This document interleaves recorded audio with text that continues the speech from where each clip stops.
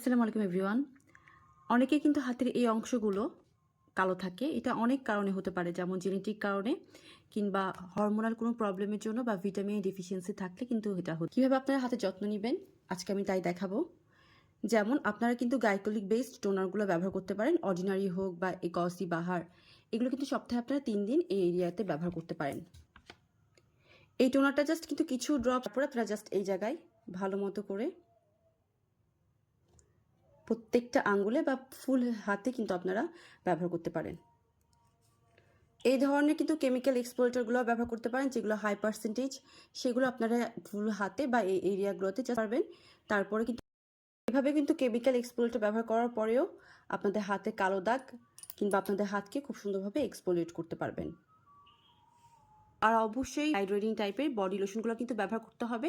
স্কিনকে যত হাইড্রেট রাখবেন তাহলে কালো দাগ কিংবা আপনার স্কিনটা আরও বেশি ব্রাইট হতে কিন্তু হেল্প করবে।